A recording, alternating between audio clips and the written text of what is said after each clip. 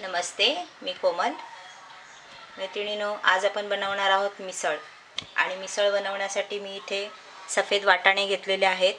तिथे तुम्ही मटकी, मूग आणि कोणतंही कडधान्य वापरू शकता. 1 कप वाटाणे रात्री भिजत ठेवून म्हणजे 10 ते 12 तास भिजवून कुकरला लावून घेतलेले आहेत 3 शिट्या करून. इथे मी 1 कांदा घेतलेला आहे फोडणीसाठी बारीक चिरून. 1 मोठा बटाटा घेतलेला आहे उकडून त्याची साली काढून फोडी बनवून घेतलेल्या आहेत. इथे 1 चम्मच राई, किंचित हिंग घेतलेला आहे फोडणीसाठी आणि आलं लसूणची पेस्ट घेतलेली आहे. इथे तुम्ही आलं लसूण बारीक चिरून घेतलं तरी चालेल. इथे मी लाल मिरची पावडर घेतलेली आहे, मीठ, गरम मसाला, हळद, बारीक चिरलेली कोथिंबरी, 1 कांदा घेतलेला आहे जे आपण मिसळच्या वर टाकणार आहोत आणि फरसाण घेतलेला आहे. फोडणीसाठी तेल, पाणी आणि इथे मी चिंचगुळाची चटणी घेतलेली आहे जी आपण त्याच्यामध्ये मिक्स करणार आहोत.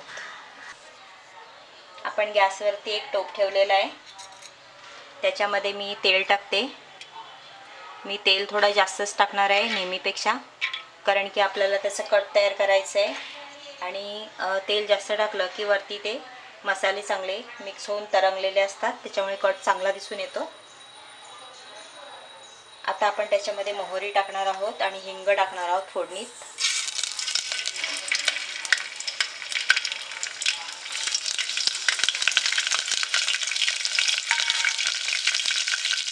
त्याच्यामध्ये आपण आलं लसूणची पेस्ट टाकतोय. फोडणी तडतडते, त्याच्यावर झाकण ठेवते. फोडणीचं तडतडणं थांबलेलं आहे.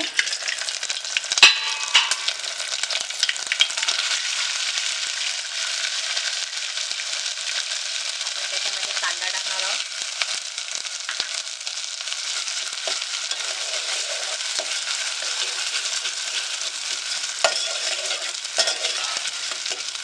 आलं लसूणची पेस्ट, हिंग आणि कांद्याचं छान खमंग सुटले, राईचं तडतडलेलं. आता हे आपण साधारण 2 मिनटं तरी व्यवस्थित भाजून घ्यायचे. 2 मिनटं मंद आचेवर आपण कांदा शिजवून घेतलेला आहे.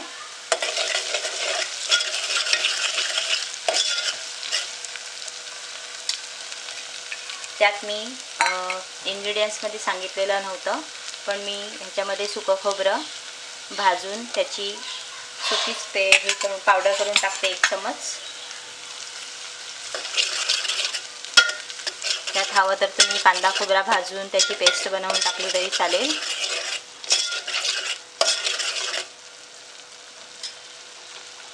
आता आपण त्याच्यामध्ये सर्व मसाले टाकून घेणार आहोत.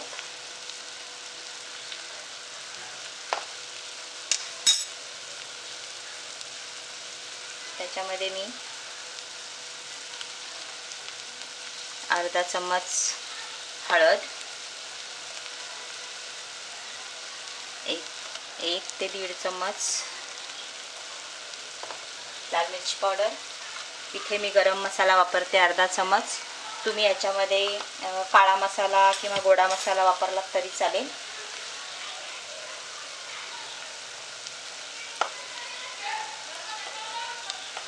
आपण हे छान असं मिक्स करून घेऊया. कलर छान आलेला आहे. मी इथे कलरसाठी मिरची पावडर टाकलेली आहे. त्यात आपण हे कट ओतणार आहोत. वाटाण्याचे दाणे पण राहिलेले आहेत आणि थोडंसं असं स्मॅश पण काही झालेले आहेत, त्याच्यामुळे मस्त वाटतं. मी वाटाण्याची बनवते कधीतरी मिसळ, कधी उसळ, तरी छान लागते, म्हणून मी आता इथे सफेद वाटाणे वापरलेत. बटाटा पण टाकते. छान मिक्स करून घेऊया. त्याच्यामध्ये आपण कोथिंबीर टाकणार आहोत आणि आपण तयार केलेली ही चिंचगुळाची चटणी तुम्ही व्हिडिओजमध्ये पाहू शकता, ती आपण 1 मोठा चमच टाकतो. छान झालेली आहे.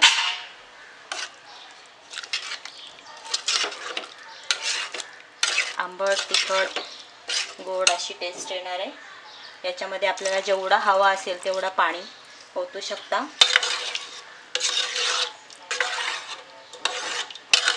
मिसळ म्हटल्यानंतर त्याचा कट हा पातळच असायला पाहिजे. आता आपण अजून अर्धा ग्लास पाणी ओतणार आहोत. अर्धा ग्लास पाणी ओततोय. त्यातच आपण चवीप्रमाणे मीठ टाकणार आहोत. तुम्हाला जर वाटत असेल की मी मीठ जास्त टाकते तर तसं नाही आहे. मी माझ्या अंदाजाप्रमाणे व्यवस्थित मीठ टाकते. अशा पद्धतीने आपण कट तयार केलेला आहे. आता ह्याला छान असं उकळवून घ्यायचं आहे. 5 ते 7 मिनटं.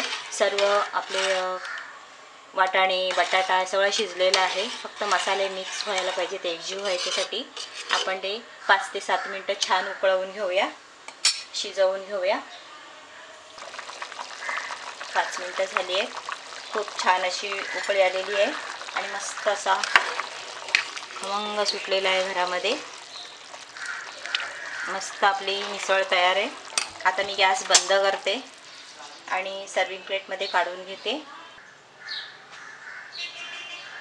आपला कट हा छान मस्त तयार झालेला आहे, तुम्ही पाहू शकता. आता मी इथे सर्विंग प्लेटमध्ये काढून घेते.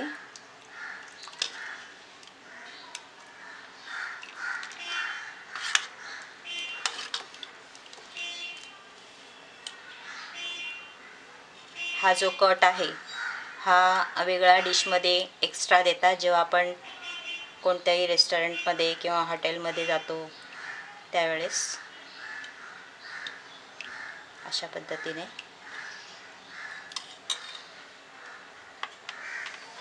त्याच्यानंतर त्याच्यामध्ये फरसाण टाकायचं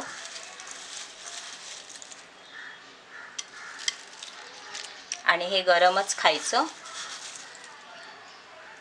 नाहीतर मग फरसाण पूर्ण असं मऊ पडून जातं.